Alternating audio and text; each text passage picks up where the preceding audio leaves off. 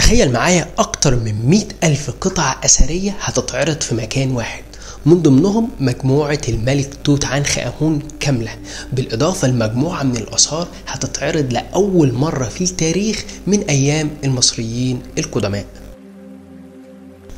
على بعد خطوات من أهرامات الجيزة وعلى مساحة أكبر من 500,000 متر مربع اتبنى المتحف المصري الكبير، وده أكبر متحف متخصص في العالم لحضارة واحدة وهي الحضارة المصرية القديمة. تعالوا بينا ناخد جولة سريعة ونشوف أهم القاعات الموجودة داخل المتحف، وكمان نعرف الفرق بين التذاكر. في البداية بالنسبة لتذكرة الدخول، احنا عندنا نوعين من تذاكر الدخول للمتحف المصري الكبير، تذكرة مصحوبة بمرشدين وتذكرة عادية. التذكرة المصحوبة بمرشدين هي التذكرة اللي المتحف المصري بيوفر معاها مرشد سياحي من داخل المتحف، بيعمل معاك كل الجولة الموجودة داخل المتحف وبتزور كل القاعات وبتمشي على البرنامج اللي المتحف المصري حاطه. اما بالنسبة للتذكرة العادية فانت بتتجول في المتحف براحتك من غير مرشد سياحي.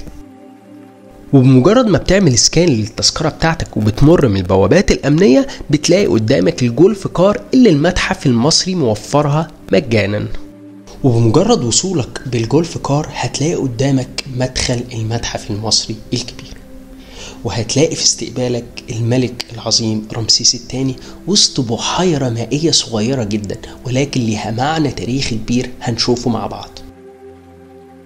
المتحف المصري الكبير مش بس بيت للماضي، ده بوابة للمستقبل وتجربة ثقافية كاملة هنعيشها داخل مكان واحد.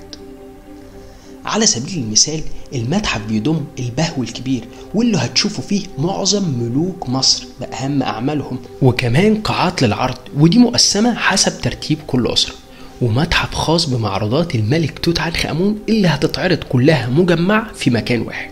بالنسبة للمستقبل داخل المتحف المصري الكبير في منطقة تعليمية وأنشطة للأطفال وقاعات مخصصة للأفلام الوثائقية، وكمان منطقة تجارية وخدمية ومطاعم وكافيهات. طيب تفتكروا بس كده؟ لأ، كمان موجود بداخل المتحف أكبر مركز لترميم الآثار في الشرق الأوسط، وده من خلاله بيتم ترميم القطع الأثرية قبل عرضها. كمان في حاجة مهمة داخل المتحف المصري، فاكرين المراكب الملك خوفو أو مراكب الشمس اللي كانت موجودة جنب الهرم الأكبر؟ دي كمان موجودة بداخل المتحف المصري في متحف خاص بمراكب الملك خوفو. بالمناسبة أنا حابب أقول لكم إن التصميم والمبنى الخاص بالمتحف المصري كامل هو سرد بصري لتاريخ مصر العريق. التصميم الخارجي للمتحف بيحكي أول قصة عاشها المصري القديم من ملايين السنين وحتى وقتنا الحاضر، وهي مصر هبة النيل.